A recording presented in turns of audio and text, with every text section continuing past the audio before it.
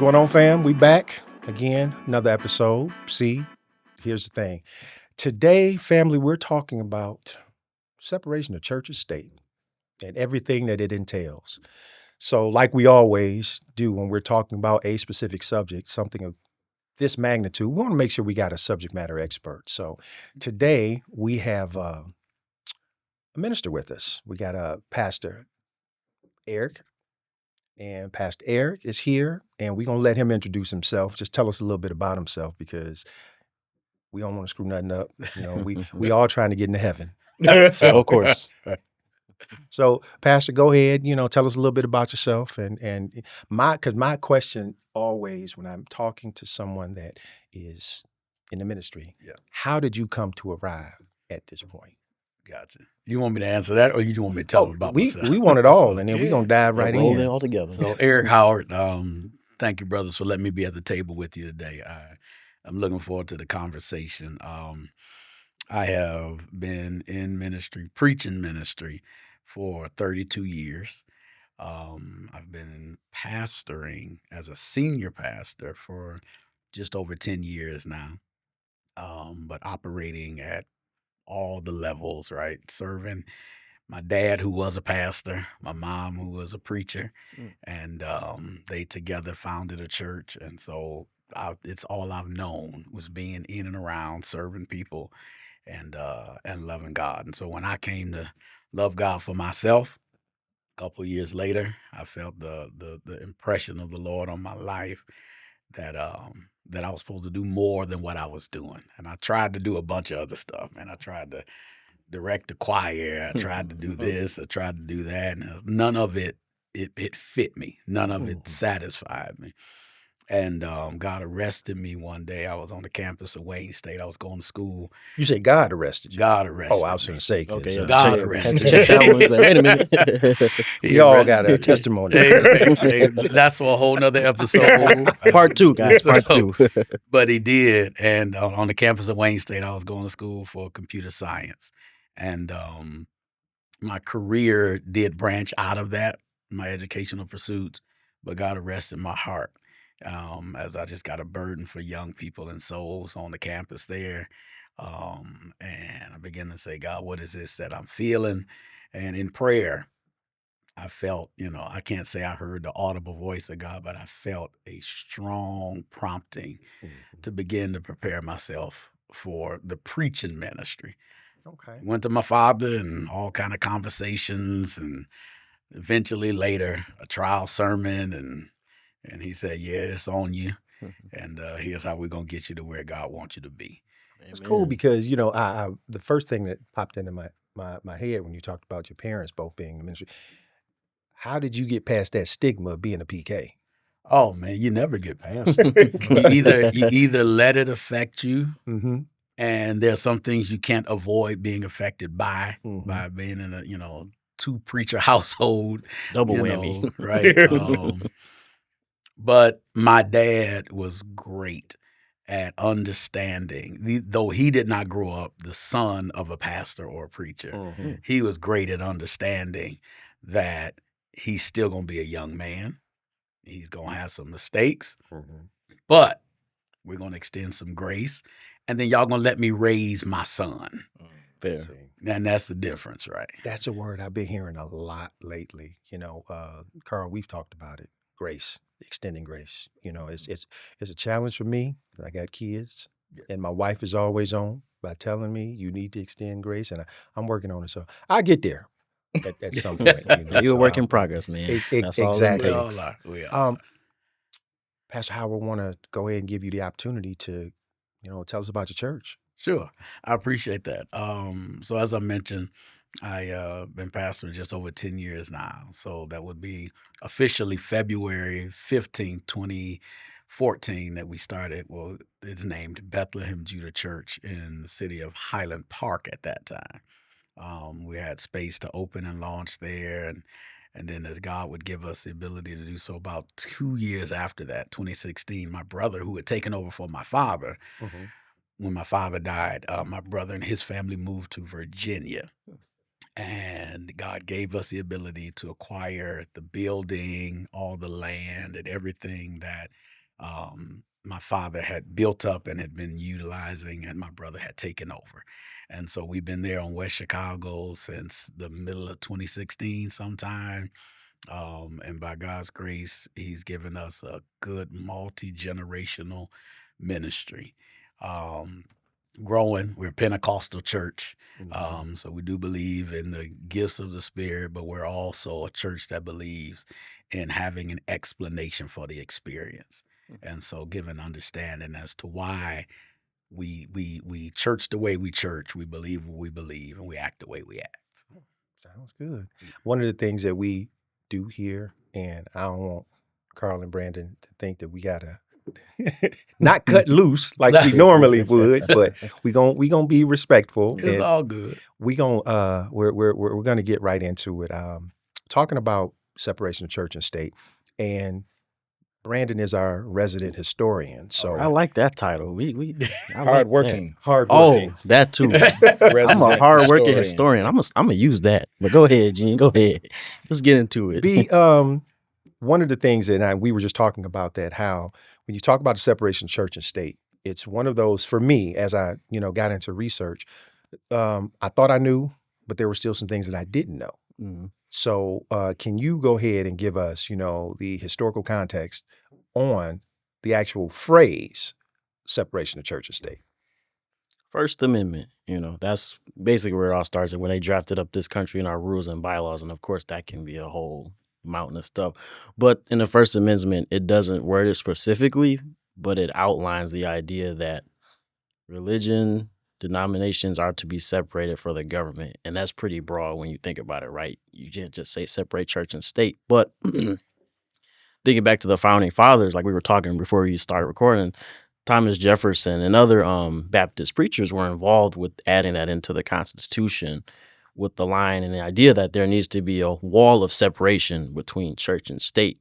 And it's not written in the First Amendment, but basically Thomas Jefferson, he wanted, I'll quote him actually, so this wasn't in the Constitution, but his statement was that there needs to be a wall of separation that clearly limited the involvement of religious denominations and religious leaders in matters related to the national government.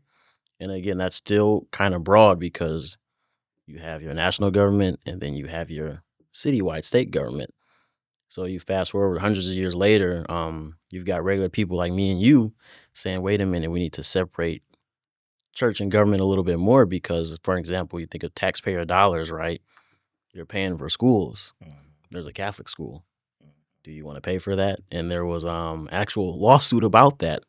A young man taxpayer was mad, and last name was Everson. This is actual court case he filed against trying to separate the church and state, and that was Everson versus the Board of Education in the township of Elding in 1946, where he challenged religion in schools because the government was funding transportation for Catholic schools. And that's a question of, do we need to do this? But eventually that was overturned because you're still looking at public matters. So it's a broad statement, but if you take it back to where it was defined, you basically say there needs to be a wall of separation between church and state. And even in the Bible, our friend Jesus even kind of mentioned that or alluded to it again. Our friend Jesus. You like that. So my homeboy. he should be, shouldn't he? He should be.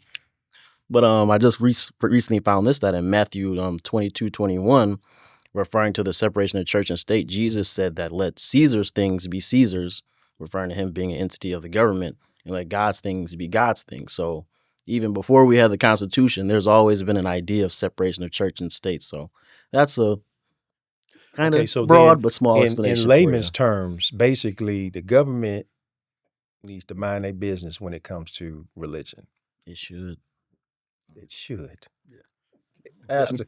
So the piece that you read from Thomas Jefferson would almost make it seem that the emphasis was on the church not infringing on government from that side. Yes. The way that quote sounds, but the way the First Amendment actually lines it out is that the government is not supposed to make any laws regarding the establishment of religion or the free exercise thereof. I think is how it says, the Mhm. free Yes, exercise you're supposed to thereof. protect it. Yep. And then then it extends that on into free speech and all those kinds of things. And so the way the First Amendment comes to us, and this is the way I lean into it. Now, I do believe that we have to let Caesar's things be Caesar's and God's things be God's. Mm. I think there's a line to walk there, but the way I lean into the way the First Amendment is written is that you don't get to tell me how to start a church or operate a church. Mhm. And that's really in my digging into that. That's where the forefathers of this country, this nation stood, because they came from a place that had a state-run or connected Yes, the church, Church that of state of England, the Church of Monarchy. England. And they didn't want any kind of they did not want any kind of king instructing preachers as to what to say, what should not be preached, setting a calendar, all those kinds of things. Like, Mhm. y'all stay on y'all side, Mhm. we'll stay on our side, Mhm. and let's just be happy together kind of thing. Yeah, because Now then there's that one quote in First Amendment that I found which says, "Congress shall make no law respecting an establishment of religion." Mhm. And to your point, Pastor, you talk about the freedom of speech, freedom of religion, freedom of press. Press. We have to, I think, take it for what it is, but at the same time, it has evolved based upon what I consider to be interpretations. Sure. And Fair. people have made it, what they wanted it to be. Yeah. Because again, when we just talk about the term of separation of church and state, most people know or think they know what it is, Mhm. but when you really drill down Yeah. into it Yeah. and to the level of intricacies that are, in the Constitution and the First Amendment, it can take on a totally different meaning. Yeah. So Carl, let me ask you, what is your take on, the separation of church and state? Do you think that it is described or alluded to in the Constitution as the way that it should be, or is it something that we've made our own? No, it's the Constitution is a living document. Um, because there's a lot of interpretation, as we were saying. Mhm. People can interpret it in different ways. Everything you all just said to me is a clear delineation of what it should be. Mhm. If you look at the history, like you said, the Church of England was all involved in controlling the people. When they came over here and established a new government, said, okay, we don't want that type of control. And now when we fast forward to 2025, even though everybody at this table subscribes to a Christian religion, I don't know what that means anymore. Because, as Pastor Howard said, I too have been brought up in a Pentecostal environment. And when you have people who will denigrate Pentecostal leaders for their political choices, when you have people who say this is the way you should vote, and this particular political candidate is God's set man, and all this kind of stuff, you're trying to tell me how I should practice my religion. Mhm. So again, I say, and I'm gonna go back to the Constitution. I'm not just gonna go back to the Bible because that too is a living document. Mhm. True. Yeah. And we're gonna have a lot of interpretation. Mhm. And we can have we can have those discussions over here. Yeah. But when you get out here and you try to tell me what to do, now we got to go back to the law of the land and say, no, you can't do that. Mhm. So And it's interesting to bring it kind of full circle when we talk about the separation of church and state, because everybody sitting here, we grew up a certain way, and most of us grew up in the church. I didn't grow up in the church, but I'm heavily involved now, so that's my journey. But when we talk about the Black church and politics, that right there is something that it separates families, it separates friends, because what I see when and Pastor, I don't know if you've ever paid any attention to this, but I'm sure you have. The Black church was once the pillar of our community.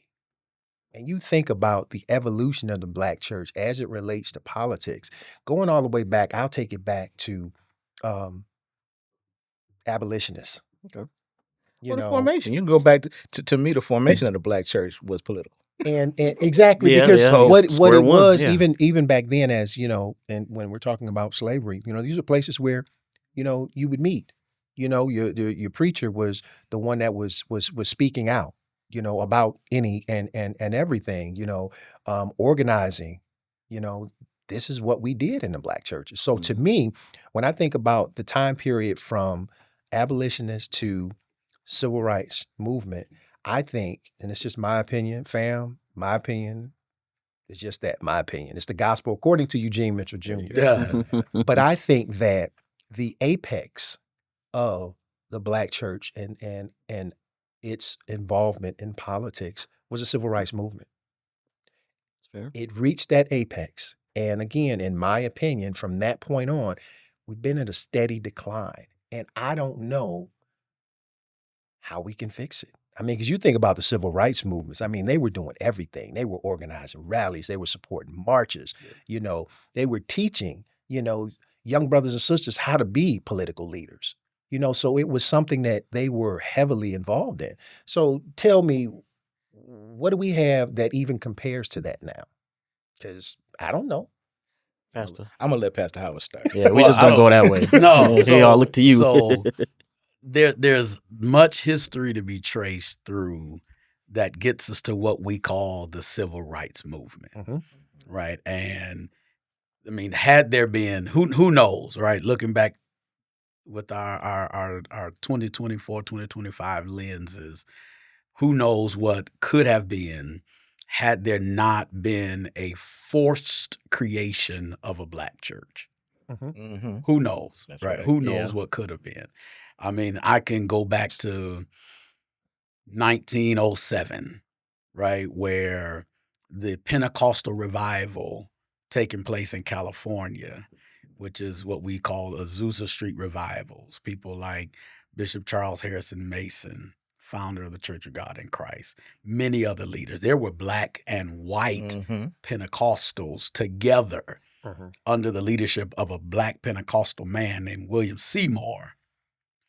And this thing of color that had crept into the church prior to them experiencing this Pentecostal move, Mhm. at least by all indication, it wasn't a problem. Color was not a problem, to the point where you get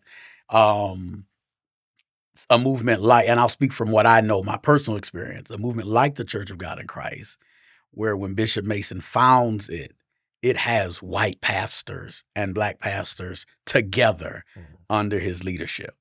When white men could not establish churches because they could not found an organization, they could not incorporate, they would come up under the Church of God in Christ to receive incorporation of their local assemblies, black and white together, until the ugly head of racism reared itself again, even in that Pentecostal circle.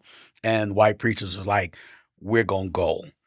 And Bishop Mason blessed them and did not curse them and said, God bless you, brothers. We're going to have peace. That's grace. So with that coming about, then one thing that I find interesting, especially now in the political landscape and how, you know, the black church has been affected. One of the things that I struggle with is, do the black or are, let me rephrase that, are black churches doing enough to, you know, build up our community as it relates to the political landscape? Because I think when we look back to historically where black churches were, and they were a place where we came, we learned.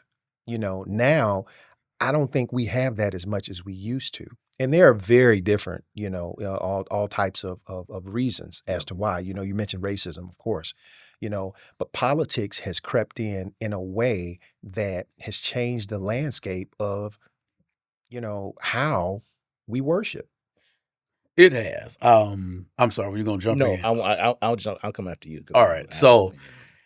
so to walk our way up to, in my opinion, and all of my reading and research and understanding, to walk our way up to what we call the civil rights movement, and what many, And in some sense, I agree. That was almost the apex of the Black church. For several reasons: the togetherness, the community, the singleness of vision in many areas, many areas. But I mean, let's not be crazy. Even Black churches didn't support King, Yes. especially in the North, right? And particularly. so they did not. He was a troublemaker to many. But there was a thread that was used to stitch the Black church together from people, and while he was probably the largest voice and the biggest author in this space, people like James Cone, who was who we call the father of liberation theology, who took Bible and found what he believed was the picture of Blacks in America in books like Exodus, under an oppressor, but having a God that would send freedom for them if they trusted and believed in that God. And that no matter what they saw, no matter what they heard in slave Bibles, and no matter what was said by preachers in church on Sunday that held a billy club against their head on Monday, like, believe the God of the Bible. He's going to free us from all of our oppressors. This is the present day oppressor. That thread was used to weave together a people united against an oppressor. When you get to a point where you have to wonder who your oppressor is because there's some sense of we're doing better, we've gotten some sense of success, why do I need those methods, those people, those means? What good does that do? We have a new battle. There's also a sense of community drives action because of community concern. When you were living up, not literally, but when you were living up the street from me, I knew what you were dealing with and going through. But when you got hired somewhere else and you were able to move across, we're in Detroit, across 8 Mile, I no longer have a feeling of what it is to deal with what you're dealing with. And so I don't have that community sense that drives my concern. And so there are many, I'm saying all this to say there are many things that I think could be viewed as the weakening of the Black church around what we call civil rights. What are the civil rights we should be fighting for together right now? What are they? Because the co-opted nature of being Black in America and that struggle and the way the way it was fought to get rights and be seen and recognized, it's been picked up by a whole bunch of other different organizations and people. The model was you, and that's exactly where I was going to go with it. What you were saying about the apex being in the 60s with and this is a whole nother show, and this is, but with the elimination of MLK, that was, I think, again, this is my opinion, that was determined to be the end of the civil rights movement. There was a lot of things that happened going into the 70s when we were coming out of a war. We were coming out of, and at that point, and I remember being in elementary school, and this was only just a few years after Martin Luther King was killed. And now he was a hero. But as you stated, he was not always seen that way. But it was portrayed to me as a hero, and we shall overcome, and we have overcome. So now here comes the 70s. We're doing a little bit better. We're starting to overcome. We've sent people to college. We've gotten better jobs. We're, even soldiers coming back from the war may have had skills where they could go get better employment, GI Bills, buying houses, all of that kind of stuff. So now we're going to say, oh, you people are doing better. So exactly, what are your civil rights? What you fighting for now? Well, but you know what I think a lot of that too, Carl, was just folks buying into, quote unquote, the establishment. Thinking that, okay, I've made it. You Yeah. know, I got a Cadillac. But depending on what your establishment is, Yeah. if you've lost your sense of community that you used to have, Well, and because it comes Mm. full circle, because one of the issues that we have now as a people, in my opinion, is there's a lack of unity. absolutely. Agreed. And we can trace that back to slavery and beyond. Where you had the house Negro, you had the field Negro. Yep. And what But we I see that as a thing of survival, in my opinion. That those individuals, Mhm. I hesitate. This is just me. I hesitate to cast aspersions on the house Negro because they were trying to survive. Should they have done some of the things that we're told they did, taken some of the stances that we're told they took? I think What that's, would anybody do to survive? I Go think some of those. What would anybody No, do and to I survive? and I do understand the survival tactics of slavery, and I'm gonna bring it back to our topic here. I do understand the Come on, survival Kanye. tactics. of- I'm sorry to You- cut no, you no, off. no, no, no, no, no. No, that's a good move. It's a good Because move. I do see, and I've said this before. People have on these shirts that say, "I am not my ancestors," and I find that to be insulting. Because I do know that there was a survival mechanism that you had to, kowtow, play the game, do what have you. There were some people that did it for survival. There were some people that did it because they were, and I'll just say self-hatred. Sure, I Yeah. got you. So I think that depending on those persons, we can, get further into that. Fast forward it into the separation of church and state, it's the same thing. Yeah. There are, and I know one of the big things was in the 90s when Little Bush was president. And there was this whole thing about funding for communities and funding for Mhm. churches. And some churches really bought into that. And they were like, yeah, we need this money for the community. So we'll do whatever we need to do. We'll do whatever we need to do. There were Play some ball. churches that said, I don't know about this. I don't trust it because what's going to come with it? If I take this money from the government, is the government going to be able to come in and make me do something against my faith-based? See, and that So poses the does question. that go against That the poses the whole question. issue of the separation Yeah, of church and because state? remember back then, Thomas Jefferson, there's a wall. You feeding money over the wall. You're in bed with the state and the church together now. Yeah. So that's my question now I'm posing. You're taking that money. Have you crossed that separation? It's just funding, but it's from the government. So now are we and see- crossing that line, And see, or what again, are we doing? we're talking about survival. Yeah. In some cases, that's survival. If you're in a community, if you have a ministry that you have people in that community that really depend on you, and you're feeding people, you're clothing people, you've seen people turn their lives around based Mhm. on things that have come out of your ministry, and then you say, well, if I had another $10,000, I could do X, Y, Z. But in your experience, is that the minority or is that the majority? Churches that feel that way? Because now what we're looking at, we have this whole thing, and Pastor Howard, I don't know how you feel about it, prosperity preaching.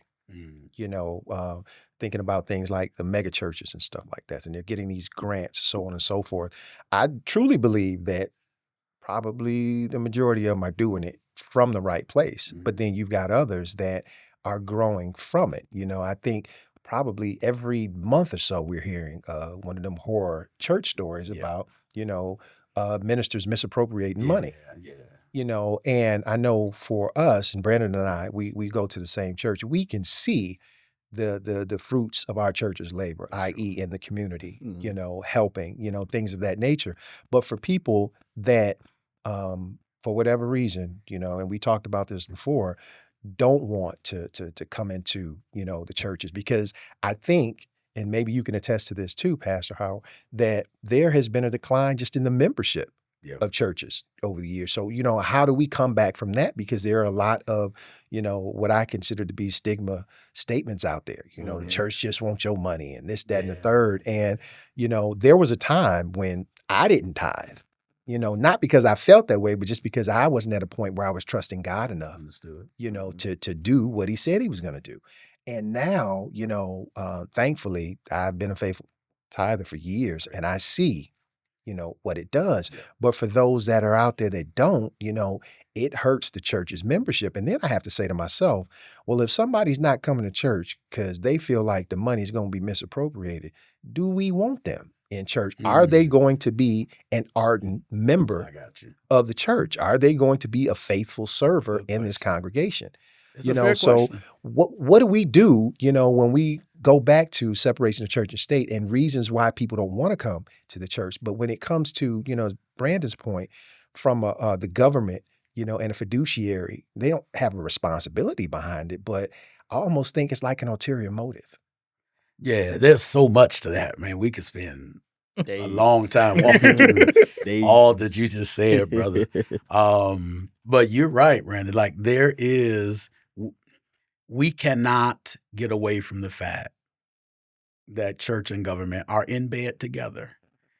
And if it is only, and that's only if we look at the fact that churches are nonprofit, Exactly. but they also receive money Funding.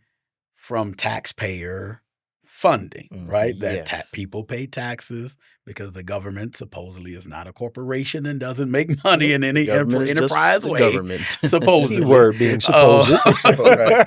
Uncle Sam is Uncle Sam. That's all we know.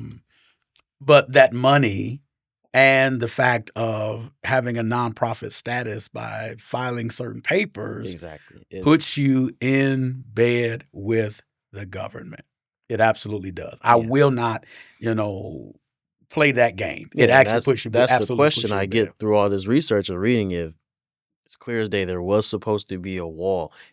Is So there how even a wall? high the wall That's what it is but the problem, right? There was no clear definition as to how Exactly, high the exactly. wall. There was Many letters. lawsuits over the years Mhm. have been filed to try to figure out how high this wall is supposed to be. Exactly. Should this wall have a door that lets some people in and out? Like, Mhm. where does the wall end? But the biggest thing, and this open-ended question for me, is I look at it as there's the church and the government itself. Those entities should be separate. But are you separating it from your state level?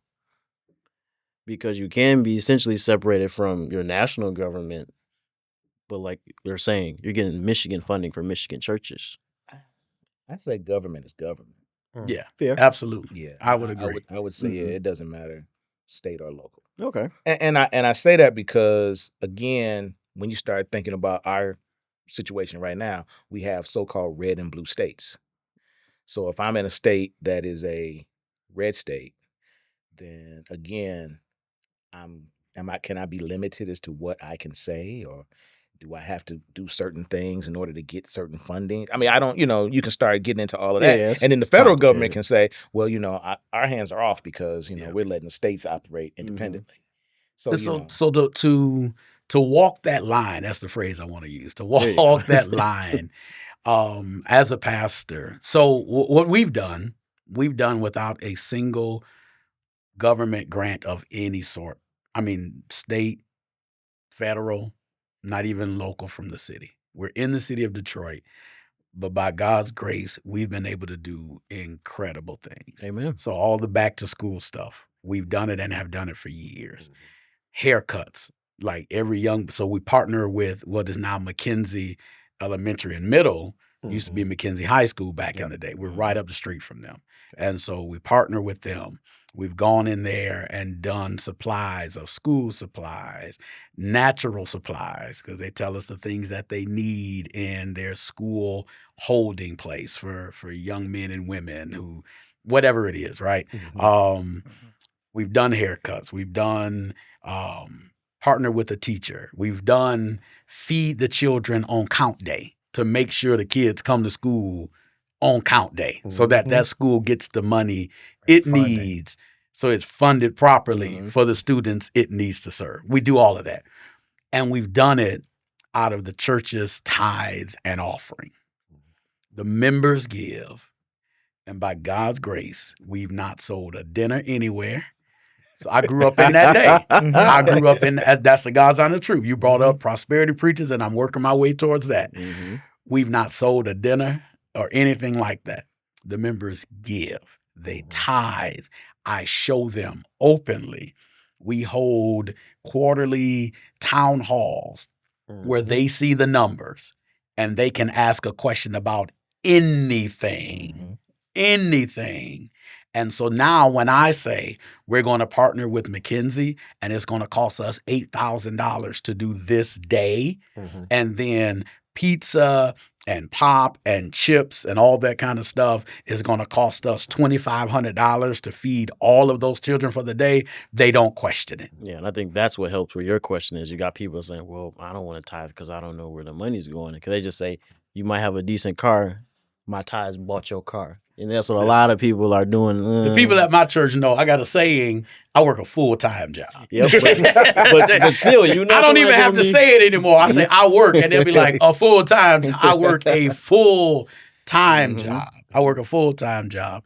But I have a heart for those pastors who are not able to do what we're able to do the way we're able to do it. Now, I can't remember who made the point, might have been Carl, but so there was a thing of, if I take this money, can I do more? Absolutely. Listen, I have enough vision that my money can't even touch it right now. So I got faith in God to do it. Amen. But if I was to all of a sudden have somebody knock on my door from the city of Detroit or the state of Michigan or from some office in D.C. that say, we see what you're doing and we have $100,000, I would take it no matter who's in the White House. So with that, because I believe my vision is from God, and my standard would be, you don't get to tell me how I either take a stance or don't, who I must stand with or not, call an endorsement. You don't get to do any of that. If you want to take your pictures because you help fund this, I completely understand that. I have a full-time job. I work at a company that literally does $50 billion a year in business. I know that. I understand that game. I get it. That's the line that we have to walk sometimes when we're trying to do big things. So then would you hold it against a church that wouldn't be able to stand and have the various riders that you just listed and say, well, you know what, I'm going to take this money. They told me I got to do X, Y, Z, so I'm going to do it. Because one of the things that I see that kind of irritates me is when you go to churches and they have these political candidates that are there, and the leader of the church will get up and say, y'all, I ain't going to tell you who to vote for.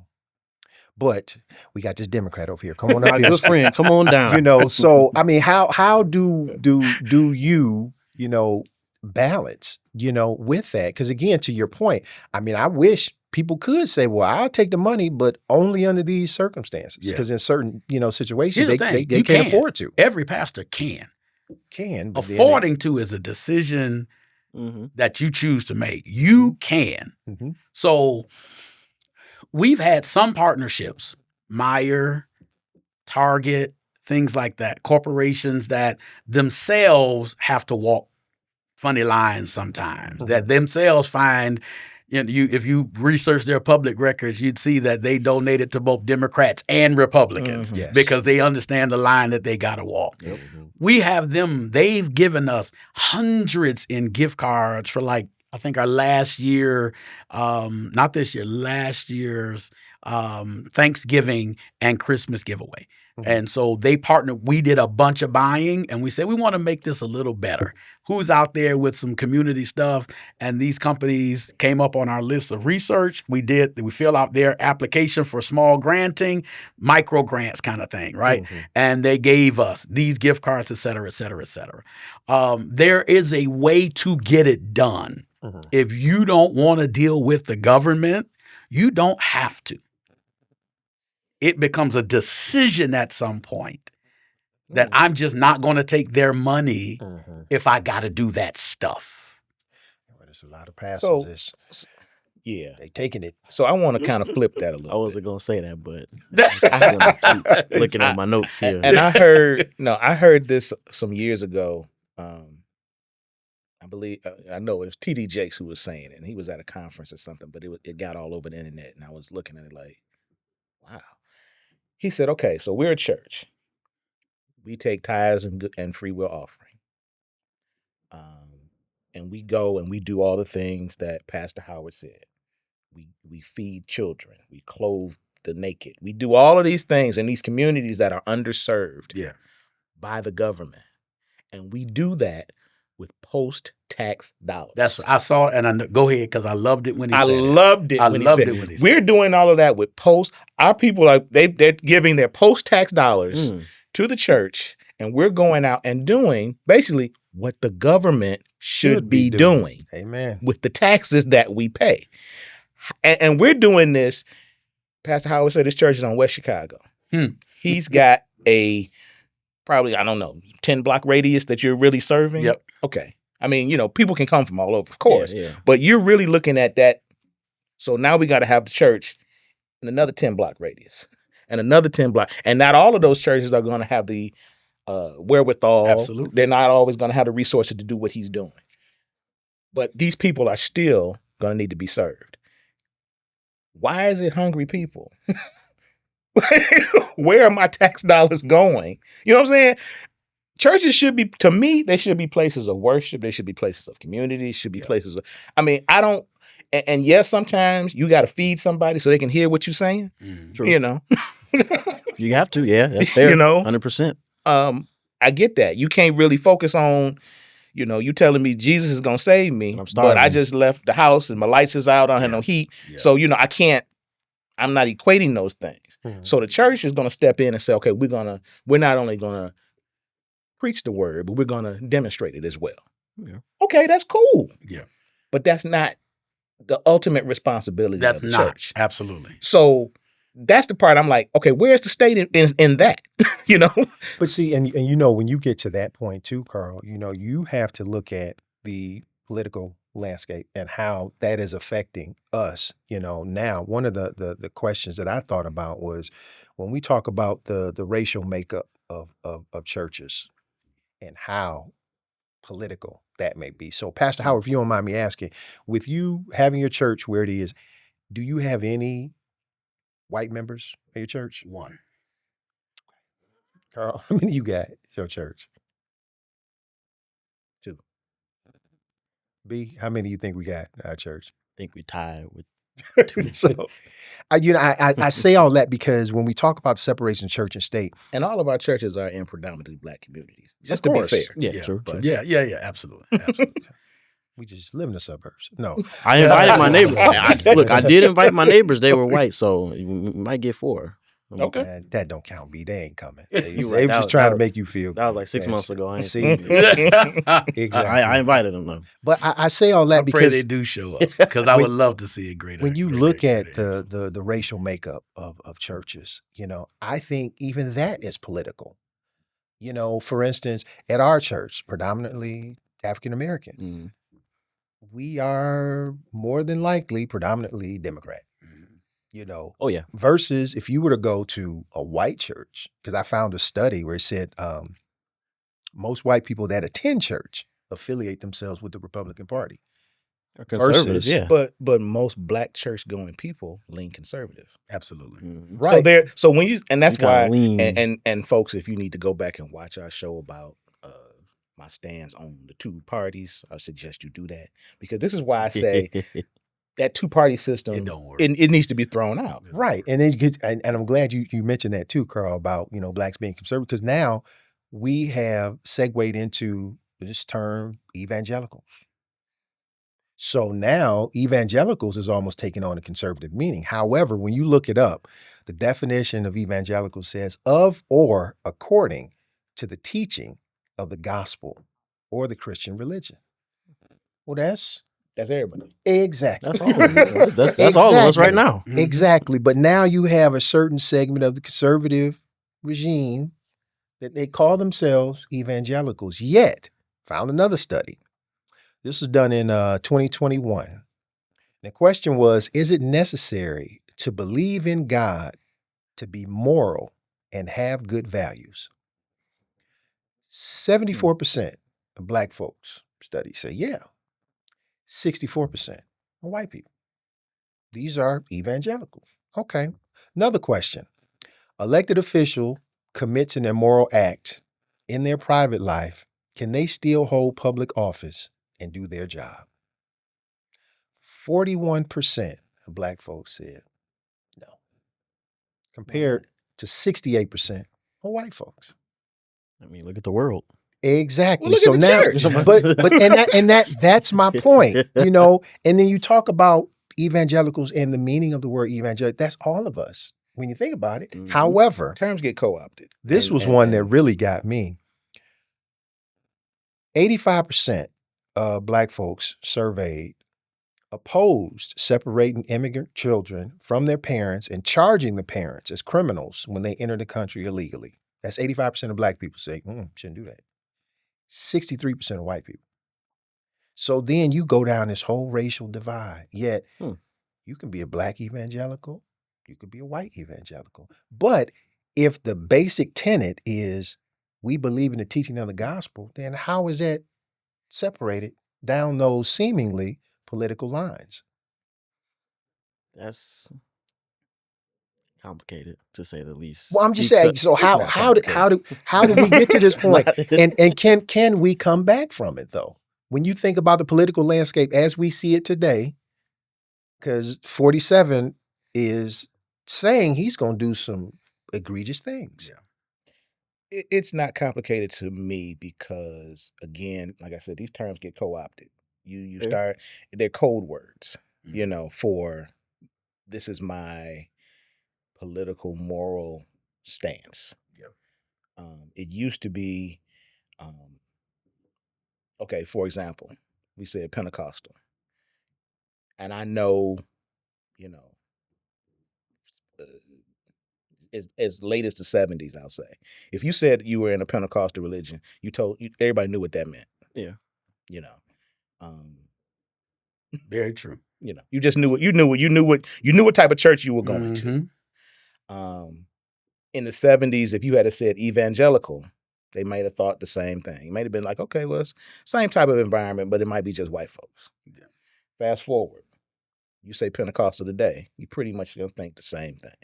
You say evangelical today, you know it's something totally different. Yeah. And there's the co-opting that has happened to bring that about. So if you look at, the largest what is considered evangelical organization would probably be the Southern Baptist Convention. Mhm. Predominantly white. In 1971, I think there's the date, they actually adopted a resolution that was pro-choice. Oh. Mm-hmm. The Southern Baptist Convention adopted a resolution that was pro-choice. 72, the court case comes up. 73, you've got the Roe versus Wade decision that comes down. Mm-hmm. The Southern Baptist Convention in 1974 redoubles their efforts on their 71 adoption. And they're saying, we're just putting this out there again, that we're taking this stance. Just in case y'all forgot. So some of the things that Reminder. you all some of the things that people might think have always been were not always so. Oh, absolutely. So you get the rise off of things like that of somebody like a Jerry Falwell, who is not Southern Baptist, but doesn't like the way this leading white Christian organization is leaning and what they're saying. Now, there's some noise inside the Southern Baptists also. There's some noise inside of there. But for the most part, they're like, we're clear on this and we're good. This is our stance. We believe that God is a God of life and that abortion is not something we think you should consider just at a whim. But in the cases of a mother whose life may be under threat, health, things of that nature, we're going to say that's a family decision. That's what they said as an organization. But you had a few people who had a lot of cachet that were able to move organizations in their direction and get policy now embedded into the doctrines of the organization. So now the largest evangelical group, which is that Southern Baptist Convention, still predominantly white, is considered the beacon light of pro-choice, the beacon light of conservative politics. That's how they are considered, to the point where you've got major names now like Russell Moore, who is like calling out the problems in the Southern Baptist Convention, though he is a Southern Baptist man himself. But understanding and seeing where the politics have taken the Southern Baptist churches, because now they, to put it plainly, because now they're backing people like Donald Trump. And this is not new. This isn't just I'm a sorry, 2024 thing. Pastor Howard, real quick, we don't mention his name. We don't. Okay. That's, okay. Eugene okay. don't like to It's say either, cuss Eugene words. does like- it's either 45 or 47. Okay. I got Eugene it. don't I like got it. foul language. Trying- Oh, okay. You gotta okay. keep it PG. But so and this is not a 2024 thing. This is Mhm. Russell Moore and other names. He's just the most prominent in my sphere of who I listen to and read, that started to call this out back in 2015. Like, hey, y'all might be leaning in the wrong direction with your endorsement. Like, this guy is saying stuff that is ungodly and anti-biblical. Yeah, he's making promises that he's going to give you all of your conservative leanings in terms of political posturing and laws that he might ask Congress to create, because he can't create no laws, orders that he might write, right, as an executive. He's giving you those promises, but are we selling ourselves short because he doesn't represent the God of the Bible in a way that we have, as an organization, felt the God of the Bible needs to be recognized? And so I say all of this to come to your question now. Can we get back? Yes. As a preacher, I have to hold out hope that we can get back, that we can bridge the gap, the color gap, the social economic. And I think you and I have talked about this in the past. I think that's the new place that we need to be focusing, not color, but social economic, because that thing has come in like a wrecking ball in this nation. And it continues to grow. And it will continue to grow. And again, another show, but that's what got Martin Luther King killed. It was the Poor People's Movement It was that the he's Poor now People's moving towards Campaign, that. Because he said the exact same thing. We're going to get away from color. Yeah. We need to talk about class and social economic Absolutely. status. Hey, wait a minute now. Right, Hold now, on. wait a minute. No. You were fine long as you talking about color, but You now know, you don't messing mess with with my money. You try to take color my of money. the nation. Right, you can try to take my That's money. green. That's You the know, color right, of the nation. exactly. So, This N word got to go. so to your Too point, far. can it?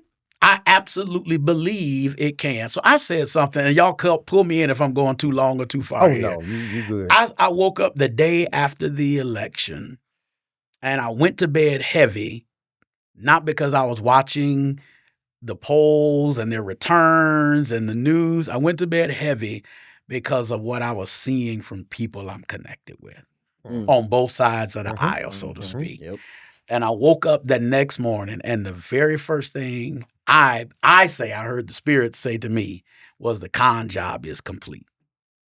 That people have been tricked and fooled, and some of them willingly. Bamboozle. Some of them Run willingly. them up. Led astray. And I Astray looked all day at, on that he one. took me to several verses in Scripture. This is how I believe we can get it back together. That we have to return to what Jesus intended when he talked about kingdom. We have taken American government and replaced the kingdom of Christ with the American government. I agree wholeheartedly. Some of this is bad future theology. People think they see America in the book of Revelation. I would challenge you and tell you America ain't in the book of Revelation. I would agree with that. It ain't I read it too. nowhere. I don't think it's in there. It ain't in there. And you know, the one thing too, Pastor, I'm sorry, You're that fine. I felt this time around with the election is a certain measure of peace with how this whole thing played out. I mean, because before, my God, and Carl and I talked, I think we was both definitely ill when we woke up and found out that Yeah, this Well, man. 2016, I was. I Yes. was in the. I said it was all his fault because I Yeah, had the personal flu. I day. had pink eye. I had the flu. I had everything. And I'm like, what's going on? See, and I just think that this time around, what we will see is not necessarily a reckoning, but what we will see is everything for what it's worth. Yeah. Because I firmly believe that for the people that were closeted voters, and we probably have some in our families, our friend circle Sure. or whatever, Oh, wouldn't yeah. tell us We who having- they was voting we for. having lunch with one in a couple hours. Oh Lord. We are? Oh, But boy. they got in there and they voted for him. So at the end of the day, I reconcile it with we'll see. Mhm. Because I'm gonna be Yeah. all right. Absolutely. Yeah, I'm gonna be all right. Absolutely. Mhm. But I think for those that are putting all their eggs in one basket, people in the trailer park think they gonna get out the trailer park. Y'all not getting out the trailer park. Well, they ain't watching us. Not anyway, for that. So Not because of this. Yeah, not election. because of that. Not because Right. of That's this. what I'm saying. Yeah, no, but no. I think Why we you have talking to. about Jethro? I ain't talking about. See, there you go, being racial. Although I don't think we know any black men named Jethro. I don't. I don't personally. Continue. So there's a scripture in Acts, the first chapter. Jesus is getting ready to go back up to heaven, be seated with the Father, and the disciples that are there with him ask him a question because of his conversation. They say, I think it's Acts 1 and 6. They say, because he says, I'm going to give you power. That's what he says. I'm going to give you power. And they say, will you at this time restore the kingdom back to Israel? And he's like, y'all ain't got it yet. Mhm. Mm. Y'all still think I'm here talking about overthrowing Roman rule. Mhm. And that's the power you're looking for. He says, don't worry about that power. The power I'm going to give you is going to exceed that power. See, everyone's concerned with that power. That power. That's all we see. How we get back is that we concern ourselves with the things of the kingdom of God. And we see that the power granted there is so much greater than any power on earth that can be created by men, can be usurped by a person, can be used to waylay people to just to move people aside and get their agenda accomplished. We still have a greater power. Your peace alone after the election speaks towards that power, that I'm going to be all right. No matter who God lets get that seat, he's going to take care of me. Now, I have a great concern for those around me, and I should have that concern because they may not have that peace that I have, that God's got me. And so that then leaves me with a job to do, that I got to preach differently now.